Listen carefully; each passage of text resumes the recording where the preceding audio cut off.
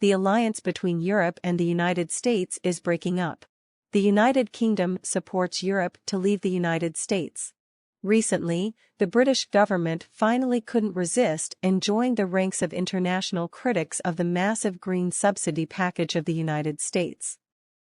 The country's Trade Minister Badenoch recently sent a letter to U.S. Trade Representative Deitch, protesting the Biden administration's $369 billion green subsidy program, and warned that these subsidies are a protectionist approach that will hit British electric vehicles and other renewable energy manufacturers. The Inflation Reduction Act passed by the U.S. Congress in August this year, under the guise of providing tax breaks for green technologies to attract investment in the U.S. and reduce carbon emissions, but in essence is a typical trade protectionist move. The bill not only provides tax exemptions for electric vehicle and battery manufacturers, but also provides a $7,000 subsidy for each electric vehicle. However, this preferential policy is limited to U.S. domestic enterprises, including Europe, Japan, Korea, and even Canada. The relevant industries are unable to enjoy this tax exemption and subsidy policy. The U.S. authorities introduced this bill in an apparent attempt to compete with China in the electric vehicle industry, but in essence, the target is these allies, including Europe and Japan and South Korea. The U.S. is clearly trying to increase the ability of local electric car companies to compete with their international counterparts by giving them subsidies. Washington made this evil law has another purpose, is to Europe and Japan and South Korea and other allies of the electric car industry, are tapped to the United States to invest in building factories. Compared to Japan and South Korea, Europe is the most unlucky by the United States' evil law harm. By the Russian-Ukrainian conflict and sanctions against Russia and other factors, Europe, because of the lack of energy and electricity prices and raw material prices have soared exponentially, resulting in an exceptionally poor investment and production environment in Europe.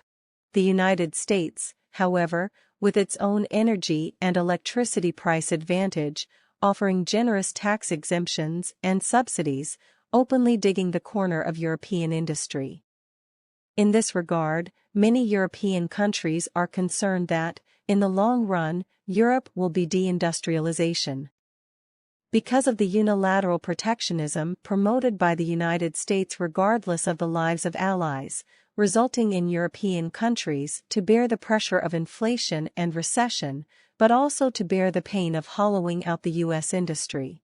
For this reason, France, Germany, and other major European countries have recently opened fire on the United States, asking the Biden administration to withdraw this bill to bring a fatal blow to European industry, otherwise they will start a large-scale trade war with the United States.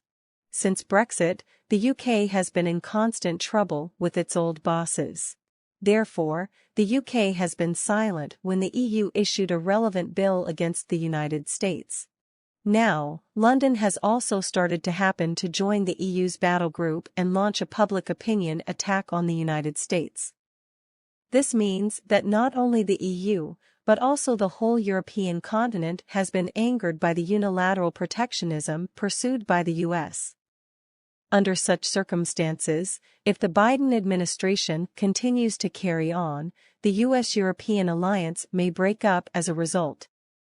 Therefore, when the United States has become the world's almost all the major economies of the group beat the object, the Biden administration seems to be a little afraid. The Wall Street Journal recently reported that the U.S. government has decided to delay the publication of detailed rules for a new tax and subsidy program for electric vehicles because of strong opposition from European and Asian allies. The U.S. Treasury Department explained that the plan will be delayed until March next year, and noted that the new bill will only take effect after the proposed rules are published. This means that this disliked U.S. bill will not take effect until after March of next year. From this perspective, it is clear that the opposition of allies has worked, at least forcing the Biden administration to delay the implementation date of the bill. However, this does not mean that the U.S. will cease and desist from now on. On the contrary, it may be a delaying tactic to pacify the allies before launching a diplomatic offensive to break them down one by one.